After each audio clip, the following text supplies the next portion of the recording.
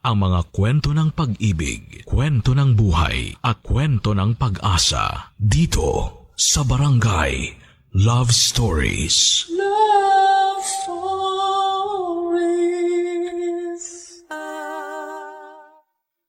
Ang halaga ng mga anak ay hindi lamang nasusukat sa kaya nilang ibalik sa naging sakripisyo ng mga magulang. Ang pagtrato sa kanila ng pantay ay paraan din ng pagpapakita ng tunay na pagmamahal na tanging ama't ina lamang ang makapagbibigay. Ikaw, kabarangay, sa anong paraan mo naramdaman na mahalaga ka sa iyong mga magulang? Dear Papa Dudut, magandang araw po sa inyo at sa lahat ng mga nakikinig ngayon sa Barangay Love Stories. Tawagin niyo na lamang po ako sa pangalang RJ. 27 years old na po ako nang magsimula ang aking kwento. Isa po akong introvert. Mahiyain na po ako mula pagkabata, kaya naman kahit consistent honor student naman po ako ay halos hindi pa rin ako napapansin ng nanay ko. Mas napapansin niya sina kuya at yung bunso kong kapatid na parehong sporty at achiever din sa eskwelahan. Gusto ni nanay na maging accountant ako pero dahil mahiyain ako, ay hindi kaagad ako nakahanap ng trabaho. Parang ikinulong po ako noon sa sarili kong bahay, Papa Dudut. Hindi naman po talaga yon ang kurso na gusto ko pero si nanay ang pumili noon para sa akin dahil malaki raw ang sweldo ng mga accountant. Akala ko naman ay sosuportahan niya ako pero mula na mag-aral ako ay kinailangan ko pang mag-part-time job para may ipanggastos ako sa kolehiyo. Madalas din akong rumakit noon hanggang sa pinasok ko ang freelancing kahit na estudyante pa lamang ako. Dahil doon, Papa Dudut, ay nagkaroon ako ng allowance at nagkaroon ako ng sapat na panggastos. Hindi na ako umasa pa sa sustento ni tatay dahil si nanay din ang humahawak noon. Papa Dudut, nakatapos ako ng kolehiyo ng sariling sikap lamang. At nang mag-decide ako na ituloy ang freelancing ay hindi yun nagustuhan ni nanay dahil maliit pa ang kinikita ko noong time na yon. Samantalang si kuya ay sumasahod na ng 50,000 pesos kada buwan. At yung bunso naming kapatid ay consistent sa pagiging achiever kaya laging napapasaya si nanay. Naging streamer po kasi yung bunso kong kapatid at malaki ang kinikita niya roon kahit nag-aaral pa lamang. Kaya naman halos hindi na ako napapansin ni nanay. Nag-aambag naman ako sa mga gastusin pero halos hindi na rin yon napapansin dahil kadalasan ay nabayaran na ni kuya ang mga bills namin. Hanggang sa na-realize ko na parang may favoritism talaga si nanay sa aming magkakapatid, Papa Dudut.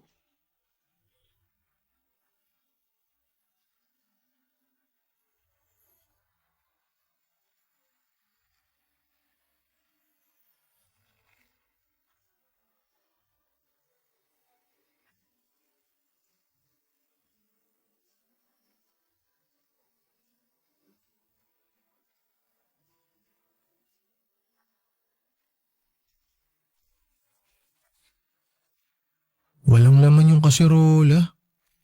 Nay, may ulam po ba kayong naitabi? Ay, wala na. Ubus na.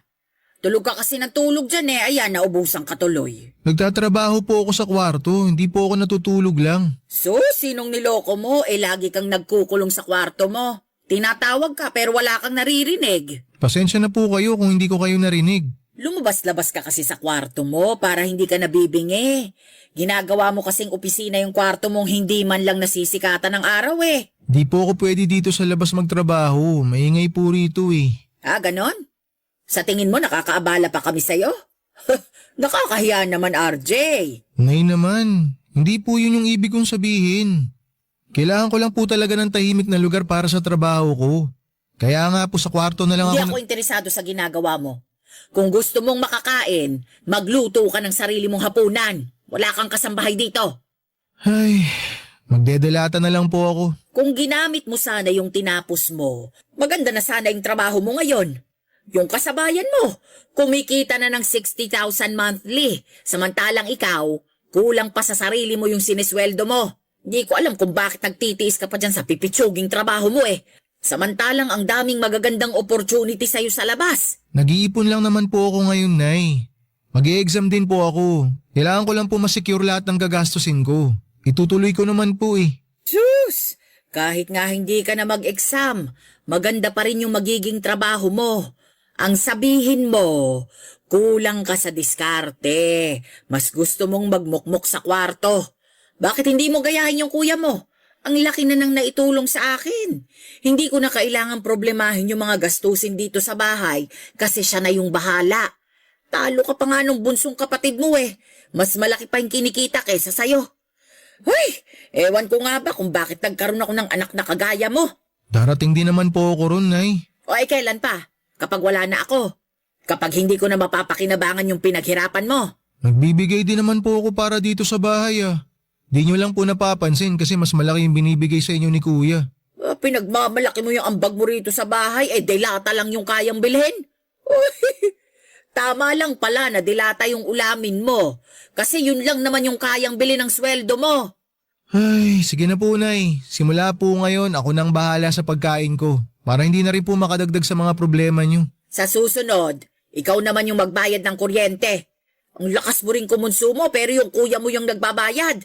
Nay, di po ba nag-abot ako sa inyo ng 2,000 nung nakaraan? Kulang yon. Kaya sa susunod na buwan, ikaw naman yung magbayad. Wala naman pong problema sa akin yun eh. Kung may iba pa po kayong pababayaran sa akin, sabihin nyo lang po. Magagawan ko naman po ng paraan yun. Aba, hindi ka na dapat sinasabihan. Magkusa ka na. Yun ang dapat. Opo, Nay, magkukusa na po. Nga pala, kailangan na ring palitan yung washing machine. Baka naman gusto mong ikaw na yung bumili ng bago. Para may ambag ka naman sa mga gamit dito. Sige po, paglalaanan ko na po sa susunod kong sweldo. Meron pa po ba kayong sasabihin? Maglibot ka rito sa bahay nang makita mo kung ano yung mga kailangan palitan. Alam nga namang lahat na lang sasabihin ko pa sa'yo. Ay, sige po, magluluto na muna ako ng pagkain para makabalik na ako sa trabaho ko.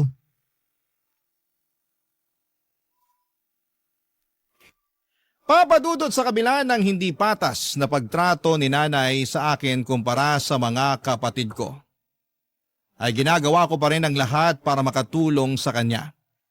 Sa katunayan, 80% ng sweldo ko ay binibigay ko na kay nanay para wala na siyang masabi.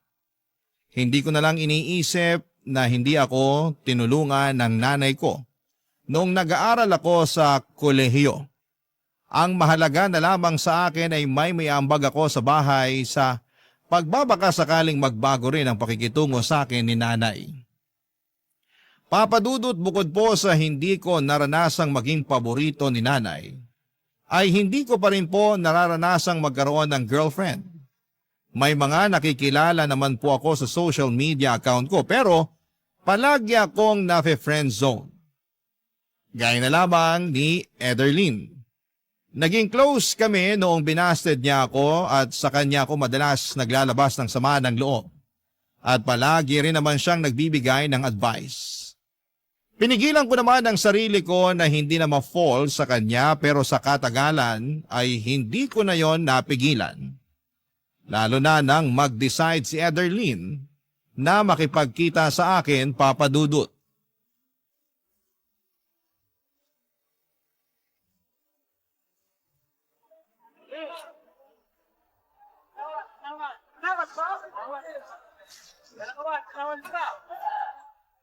Nasaan na kaya si Ederlyn? Sabi niya nakababa na siya ng bus ah. RJ! Ikaw na ba yan? Ay! Ikaw nga! Uy! Oh, bakit ganyan yung reaction mo? Wala. Nagulat lang ako. Bigla mo kasi ako niyakap eh. Hindi ka ba sanay nang niyayakap? Hindi pa kasi ako nayayakap ng ibang babae bukod sa mga pinsan ko. Ganon? Ito, Bakit mo ako hinalikan sa labi? para ako rin yung first kiss mo. Ha? Pero di ba ayaw mo naligawan kita?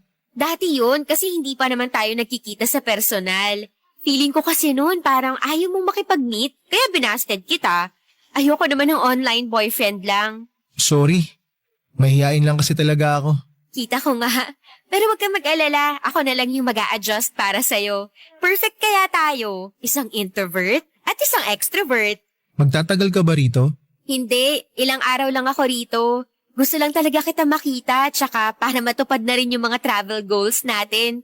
Sabi mo, itutour mo ako dito sa Ilocos. Gagawin ko naman yun. Ang kaso, hindi kita madadala sa bahay. Okay lang ba kung ihanap na lang kita ng pansamantalang matutuluyan mo? Don't worry, okay lang naman sa akin na mag-hotel na lang muna. Ilang araw lang naman eh. Ako nang bahala sa pang-check-in mo. Ha? Hindi, no, ako na. May budget ako para dito, kaya wag mo na akong alalahanin, okay?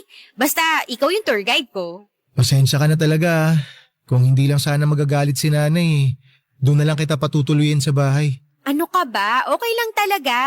Mas mag-worry ako kung mag-aaway pa kayo ng nanay mo dahil sa pagtuloy ko sa inyo. Ay, salamat at naiintindihan mo. Tara, samahan na kita mag-check-in. Okay, pero wag ka na muna umuwi ah. Samahan mo muna akong kumain. Siyempre naman kakain tayo. Kung gusto mo, simulan ko na ngayon yung pag-tour ko sa'yo eh. Bukas na lang. Medyo pagod pa kasi ako sa biyahe. Ang layo kasi. Sabi ko kasi sa'yo, ikaw na lang pupuntahan ko. Sorry, pero kapag hinintay ko pang ikaw yung pumunta sa akin, baka hindi pa rin tayo nag-meet until now. Ganun ba talaga akala mo sa akin? Honestly, oo. Paano kung sabihin ko sa'yong may nahanap na ako matutuluyan sana sa San Pedro? Eh di sorry kung na-judge kita. Pero ngayon, gusto ko lang ipaalam at linawin sa'yo na binabawi ko na yung pang-reject ko sa'yo noon. Tayo na! Ha? Tayo na? Aha.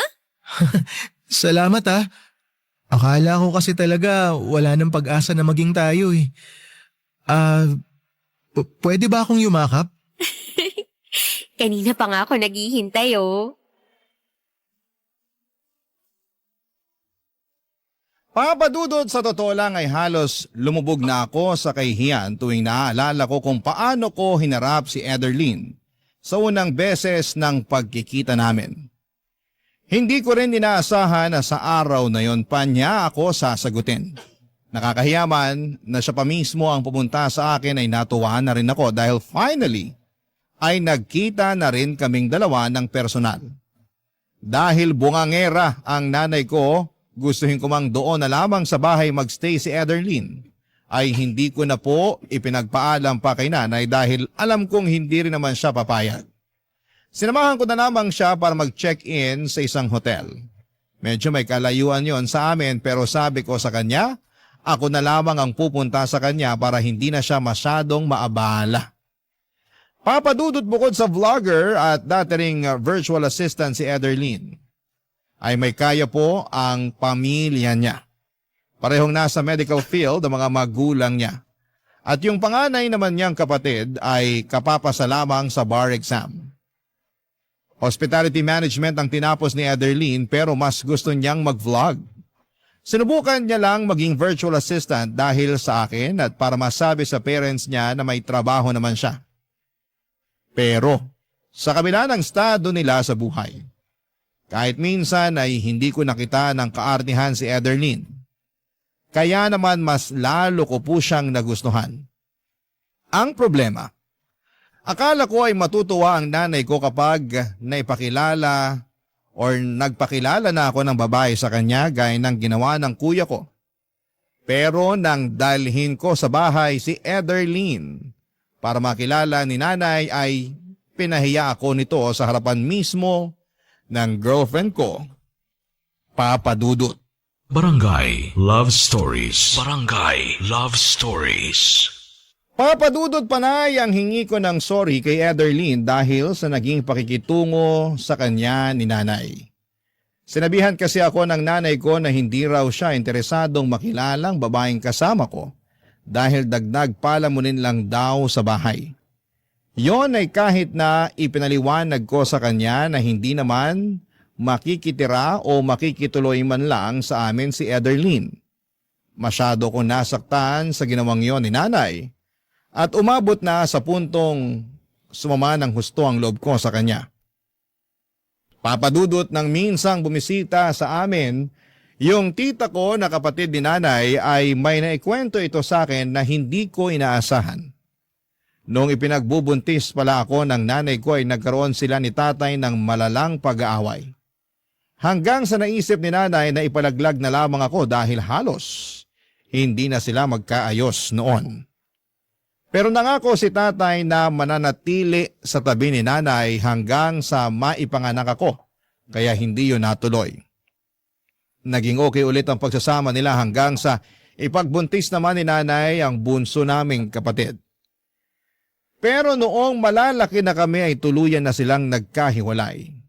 May iba ng partner ang tatay ko pero si nanay ay mas piniling hindi na lamang maghanap ng ibang lalaki. Sabi niya mas gusto niya raw na ituon ang atensyon niya sa mga anak niya. Pero parang nakalimutan naman niya na anak niya rin ako, Papa Dudut.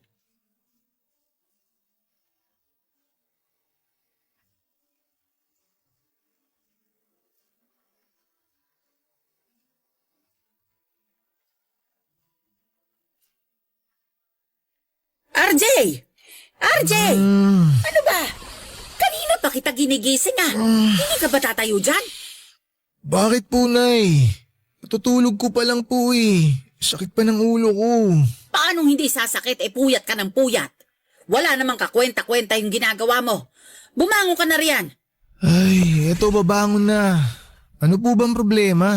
Mag-empake ka na ng mga gamit mo at ipapalinis ko tong kwarto mo. Po, bakit kailangan ko pang mag-impake? May iba nang magkakwarto dito. Ha? Saan naman po ako niyan matutulog? Wala na pong ibang kwarto dito sa bahay. Kung hindi mo kayang matulog sa sala, maghanap ka na lang ng mauupahan. Matanda ka na. Kaya mo ng sarili mo. Pero bakit naman po biglaan? Sana sinabi niyo sa akin na mas maaga na palalayasin niyo na pala ako dito para naman napaghandaan ko. Hindi naman po basta-basta na makakahanap ako ng mauupahan eh. Problema ko pa ba yun? Gawin mo ng paraan. Basta alisin mo yung mga gamit mo rito kasi may iba nang gagamit ng kwarto. Sino naman po? Kung gusto niyo, rirentahan ko na lang tong kwarto ko para... Ay, hindi pwede. Dito natitira yung mapapangasawa ng kuya mo.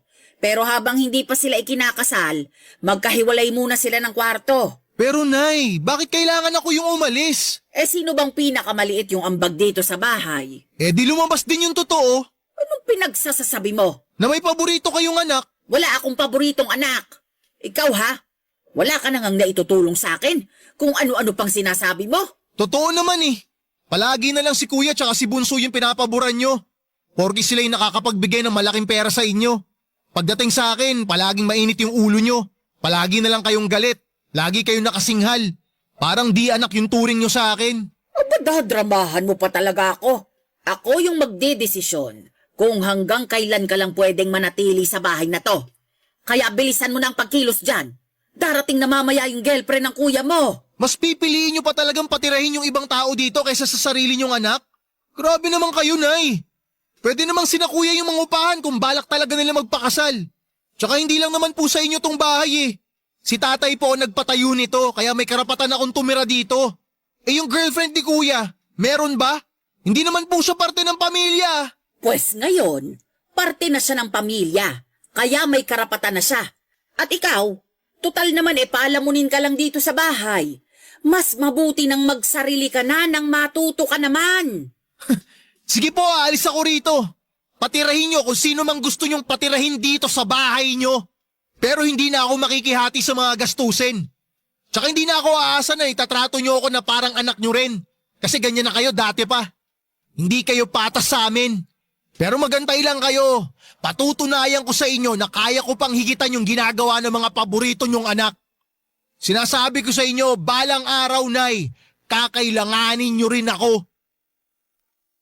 Papa Dudut, nadala na po ako noon ng emosyon ko kaya nasabi ko yon kay nanay.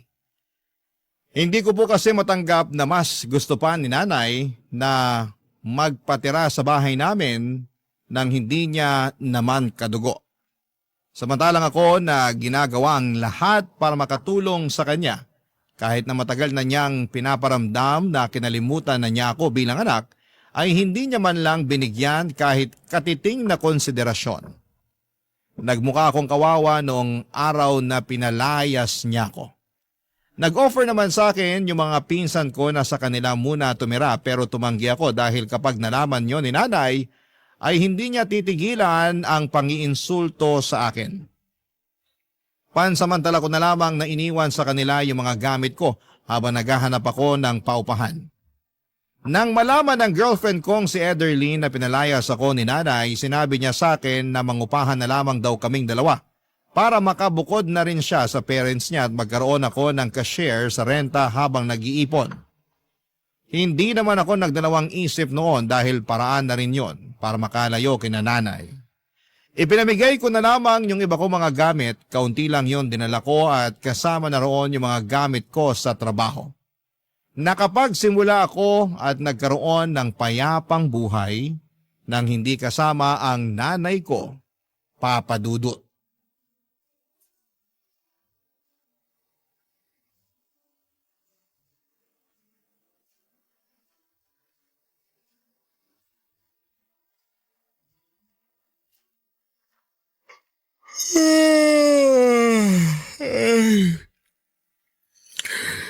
Natapos din.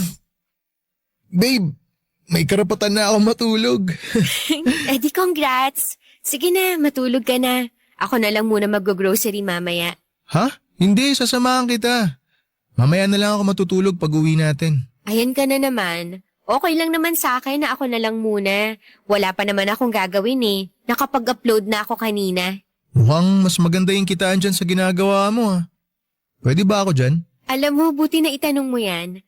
Matagal ko na nga sanang gustong i-offer sa'yo. Pero ayoko lang kasi na ma-feel mo na baka naliliitan ako sa sweldo mo, kaya ako yun gagawin. Ikaw talaga? Di naman ako mag-iisip ng ganun. Gusto ko nga kumita ng malaki para mas mabilis makaipon. Para kapag nagkita ulit kami ng nanay ko, wala na siyang dahilan para maliitin at insultuhin ako. Nga pala, hindi ka man lang ba kinukumusta ng mga kapatid mo? Bakit naman nila ako kukumustahin? Sa sobrang masunurin nila kay nanay, baka nakalimutan na talaga nila ako. Tsaka di rin naman ako umaasa. Kung noon nga na nasa iisang bahay lang kami, parang hindi nila ako kilala. Ngayon pa kaya na malayo na ako sa kanila. Bakit ba kasi ganun yung pamilya mo? Kung ako siguro yung makakaranas niyan, baka na-depress na ako. Buti nga matibay pa rin ako kahit papaano. College pa lang ako, ganun na si nanay sa akin eh. Si tatay naman, once in a blue moon na lang kung mangumusta. Nagbibigay lang sa akin nung nag-aaral pa ako kapag naaalala niya. Kapag nakalimutan niya, sorry na lang. Hindi naman ako makapagsabi sa kanya kasi alam ko na hawak ng bagong partner niya yung Facebook account niya. Baka pag-awayan lang nila yung pagsuporta sa akin. Kaya ba nag-part-time job ka na lang noon? Oo. At never yun na-experience ng dalawang kapatid ko kasi mahal na mahal sila ni nanay. Ay, hindi ko talaga gets yung mga nanay na hindi patas sa mga anak nila. Pare-pareho lang naman kayong dugot laman ng nanay nyo. Pero totoo pala talaga yung ganun, no? Na may mga parents na may favoritism. Ay, hayaan mo na. Mas mabuti na rin siguro na nangyari to para hindi na lumalim pa yung sama ng loob na nararamdaman ko sa nanay ko. Nakakabilib ka talaga, babe. Gusto ko naman yung part na may gusto kang patunayan sa nanay mo. Dama ko yung gigil mo ron eh.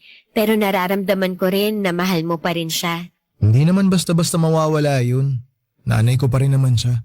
Nanay mo nga siya, pero parang hirap na hirap naman siyang magpakananay sa'yo. Sabi mo nga, ginagawa mo naman lahat para makatulong sa kanya, pero hindi niya yun nakikita.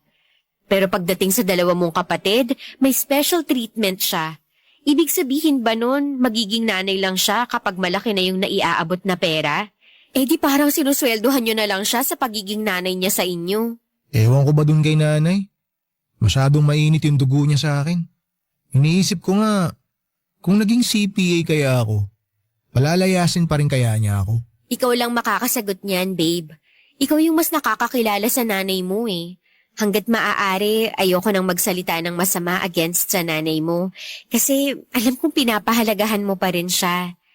Basta sa akin, palagi ka may special treatment. Hindi mo kailangan patunayan yung sarili mo sa akin kasi mas gusto kong sabay nating patunayan na hindi tayo nagkamali sa desisyon nating magsama.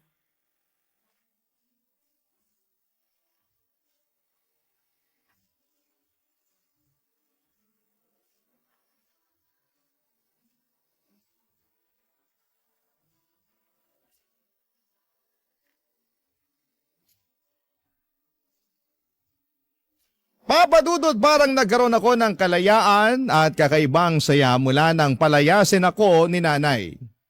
Nagsama po kami ni Ederlyn pero kahit na nasa iisang bubong lamang kami, naglagay pa rin kami ng limitasyon para sa isa't isa. Alam ko na may pangarap pa si Ederlyn at ganon din naman ako kaya nagkasundo kami na career muna ang ipopursue namin bago ang pagkakaroon ng sarili naming pamilya. Papa Dudut, isinama ako ni Ederlyn sa pagbablog niya. Mahilig kasi siya sa mga riding adventures at pumunta sa iba't ibang mga lugar kasama ang mga pinsan niya. Libangan niya lamang daw yon noong una hanggang sa dumami ang kanyang followers and subscribers. May account din siya sa iba pang streaming platforms at kumikita rin siya sa pagla-live doon. Nakabili siya ng may kamahalang motor na ginagamit niya sa pag-rides. Nahiya ako noong una dahil wala naman akong big bike na kagaya sa ginagamit nila. Pero pinahiram ako ni Ederlyn ng pera para makabili ako ng sarili kong big bike, Papa Dudut. Binayaran ko naman yon sa kanya nang magkaroon ako ng share sa mga kinikita niya. Mula nang isama ako ni Ederlyn sa mga vlogs niya, ay unti-unti na rin nawala yung pagiging mahiyain ko. Nagagawa ko na rin mag-live at doon ko naranasang makatanggap ng mga virtual gifts na pwede palang i-convert sa cash. Dahil streamer din yung bunsong kapatid ko, nakarating kay nanay yung ginagawa ko at hindi ko inaasahan. Ang ginawa niya, Papa Dudut. Barangay Love Stories. Barangay Love Stories. Papa Dudut, nung nakakuha kami ni Ederlyn ng mga endorsement, naisipan naming magnegosyo na rin habang ipinagpapatuloy ang pagiging vlogger namin. Dahil hindi naman habang buhay yung swerte namin doon. Nagkaroon kami ng sarili naming shop ng motorcycle parts. Pero dahil hindi naman kalakihan ang kinikita namin doon ay naisipan na rin naming subukan yung custom apparel printing at hindi naman namin pinagsisihan ang naging resulta. Sinuportahan kami ng mga kasama namin sa Riders Club at ng mga naging kaibigan namin ni Ederlyn. Hindi talaga namin nakalaing magbo-boom yung business namin na yon kaya medyo binawasan na namin ang oras sa vlogging para magkaroon pa rin kami ng sapat na pahinga. Matapos nga ang 3 taon sa dami ng mga magagandang nangyari sa buhay ko, mula nang magsama kami ni Ederlyn ay hindi ko na alam kung paano ko pa siya mapapasalamatan. Papa Dudut, sinamahan niya ako sa mga panahong down na down ako. At wala pang maipagmamalaki. Sa mga panahong yon, ay hindi niya pinaramdam sa akin na siya ang mas may pera. Tinuruan niya ako kung paano dumiskarte at kumawala sa comfort zone ko. Kaya naman naisipan ko noong mag-propose sa kanya. Noong time kasi na yon ay sigurado na akong siya na ang babaeng gusto kong makasama sa panghabang buhay. Tinanggap naman niya ang proposal ko kaya matapos yon ay pinasimulan na rin namin yung dream house naming dalawa. Gusto naming mabuo muna yon bago kami magpakasal. Pero nung binisita namin yung pinapagawa naming bahay, may sumugod sa akin ng wala akong kamalay-malay, Papa Dudut.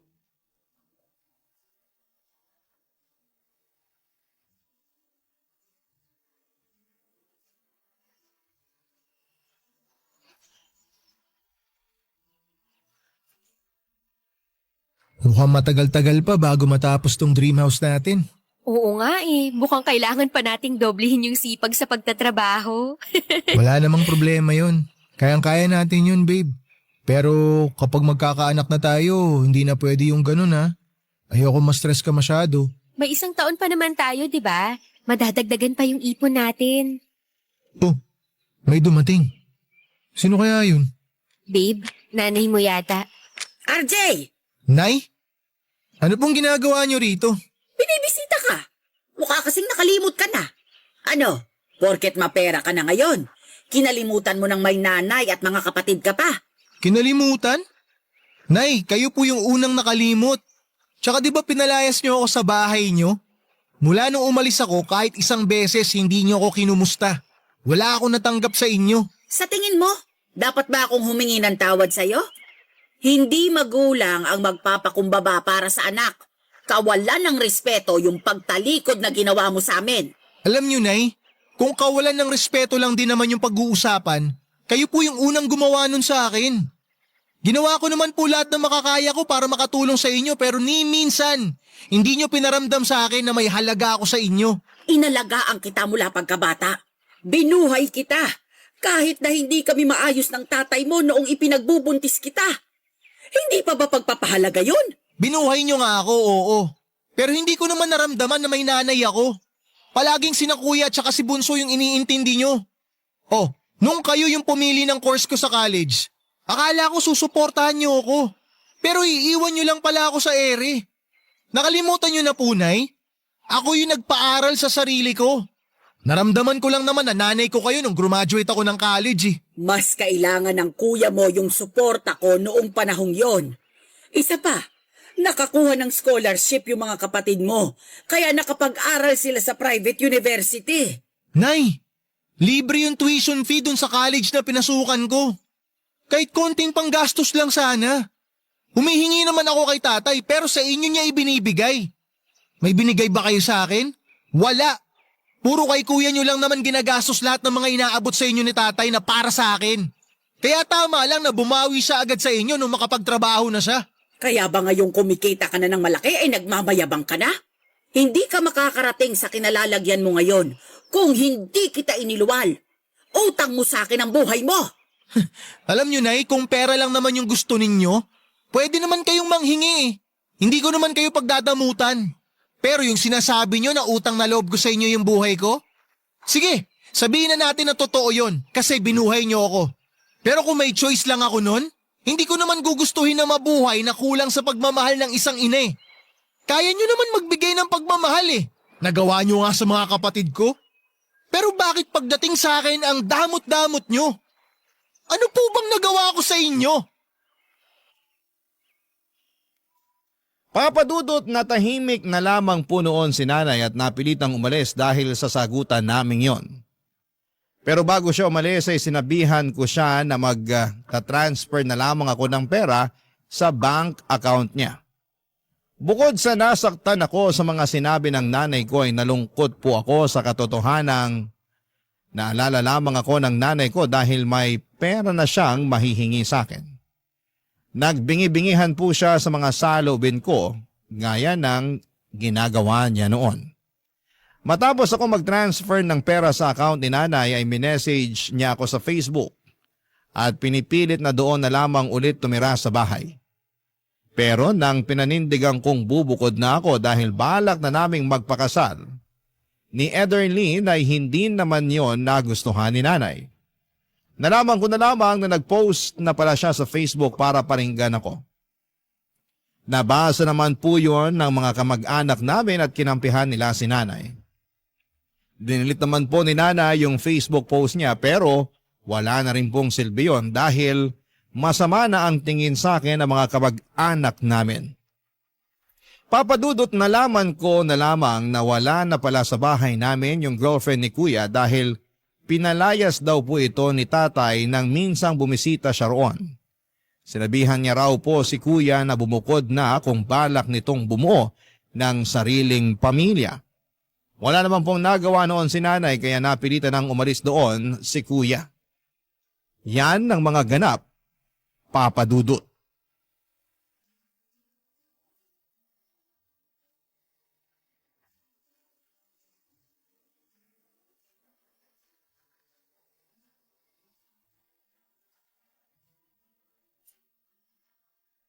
Ano babe, kumusta sa bahay niyo? Ayun, dalawa na nga lang sila ng kapatid kong bunso. Pero magulo pa rin. Bakit naman? Yung bunso kasi namin natutong bumarkada. Porke maagang kumita ng sariling pera, lumaki yung ulo. Hindi na nakikinig kay nanay. Kaya ngayon, bukod sa hindi na nakakapag-live streaming, hindi pa pumapasok sa school, kaya dropped out ang kinahinatnan. Gusto ni nanay na pagsabihan ko yung kapatid ko, hindi naman makikinig sa akin yun. Nangihingi siya ng suporta. Pag-aralin ko raw hanggang makatapos ng college. Anong sinabi mo sa nanay mo? Pumayag ka ba? Wala naman sanang problema sa akin yun kasi kaya ko pang diskartehan pero hindi ko naman nakikita sa kapatid ko na gusto niya mag-aral eh. Halos hindi na nga umuwi sa bahay.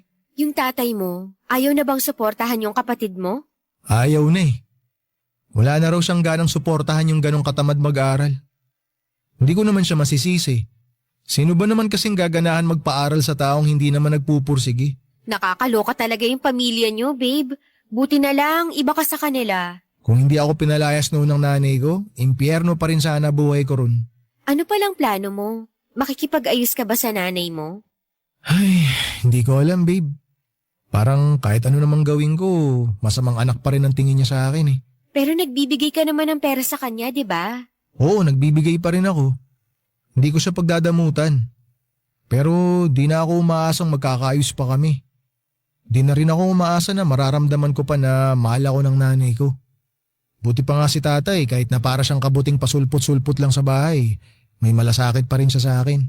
Sorry ha, pero kaya lang naman kayo nagkasira-sira kasi masyadong mukhang pera yung nanay mo. Hindi kaya yun din yung dahilan kaya sila naghiwalay ng tatay niyo? Hindi ko alam kung ano talagang dahilan ng paghihiwalay nila. Pero sa nakikita ko, mukhang ganun na nga. Tsaka kung titingnan si tatay, hindi rin niya pinagsisisihan na hiniwalayan niya si nanay. Masaya na siya sa bago niyang partner. Tsaka okay naman kami ni tatay. Tinanggap ko na lang na iba na yung priority niya. Pero ang importante, naaalala niya pa rin na may mga anak siya kay nanay. Pero yung nanay mo, sa tingin mo ba, wala na talagang pag-asa na maayos yung relasyon niyo? Paano kapag ikakasal na tayo, hindi mo ba siya iimbitahin? Sa totoo lang, di ko alam. Baka mag-skandalo pa siya sa simbahan pag nagkataon eh. Alam mo babe, mas maganda pa rin talaga na magkausap kayo ulit. Yung mas mahinahon at mas maayos na pag-uusap para maintindihan niyo yung isa't isa.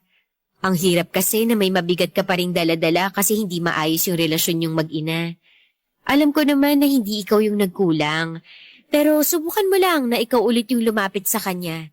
Baka sakaling lumambot yung puso niya sa'yo. Ay, sige, susubukan ko. Basta babe, kahit anong mangyari dyan sa gagawin mo, nandito lang ako. Hindi ako makikialam sa pag-uusap niyo kasi baka mas lalo lang gumulo. Lalo na hindi ako gusto ng nanay mo. Oo babe, huwag ka na makialam. Ayoko rin kasi na madamay ka sa gulo na meron yung pamilya ko eh. Tsaka wala ka namang kailangang gawin. Yung suporta mo pa lang sa akin, sobra-sobra na. Kaya kung hindi man ako sinuwerte na magkaroon ng masayang pamilya, kayang gawa ng paraan yun. Bubuo na lang tayo ng dream family natin. Papadudot mula nang mawala sa bahay si kuya ay hindi na ito nagbigay pa ulit ng pera kay nanay. Kaya naman sa akin na palaging nangungulit ang nanay ko. Nangungumusta naman siya pero bago pa man ako makasagot ay may kasunod na kaagad na hihingi siya ng pera. Kahit nag-uusap na kami at sinusubukan kong makipag-ayos sa kanya ay parang wala pa rin namang nagbago sa relasyon namin. Mas gusto pa rin niyang makasama si kuya. Nabalitaan ko kasi na pinupuntahan niya si kuya sa inuupahan nito at minsan ay naglilinis pa doon. Pero kahit na hindi na nagbibigay sa kanya si kuya ay hindi niya ito pinagsasanitaan ng kagaya sa ginagawa niya sa akin. Hanggang sa pagkakataong yon ay pinapakita pa rin niyang favorite niya si kuya kahit ako na ang sumusuporta sa kanya. Pero noong malapit na ang kasal namin ni Ederlyn, nagulat na lamang po ako noong dumating si nanay sa bahay namin. Umiiyak siya at gustong humingi ng tawad sa mga nagawa niya sa akin. Nalaman ko na itinaboy pala siya ni kuya at ipinahiya sa harapan ng girlfriend nito nang masunog ni nanay nang hindi sinasadya ang kabibili nitong damit. Sino ba naman po ako para hindi ko patawarin ang nanay ko, Papa Dudut? Sa ngayon ay maayos na po ang relasyon naming mag-ina. Natuloy na rin po yung kasal namin ni Ederlyn pero sa halip na gawin naming magarbo ay intimate wedding na lamang po ang pinili naming mag-asawa. At syempre kasama ko po roon ang dalawa kong magulang. Kahit nahiwalay na sila, pinili pa rin nilang maging magulang para sa akin noong araw na yon, kaya hindi ko po yun makakalimutan. Hindi ko man po naayos ang relasyon ko sa dalawa kong kapatid kahit papaano ay gumaan na po ang pakiramdam ko dahil okay na kami ng nanay ko. Hanggang dito na lamang po ang kwento ko, Papa Dudut. Maraming salamat po sa inyo at sa lahat ng bumubuo ng Barangay LS. Ang inyong forever kapuso at kabarangay, RJ. Barangay Love Stories. Barangay Love Stories. Ako, gigil na gigil talaga ako sa nangyayari sa kwento natin. O ikaw, kabarangay, kumukulo rin ba dugo mo? Pwede kang mag-iwan ng comment sa ating comment section. Barangay LS 97.1. 97.1. Forever. Number 1.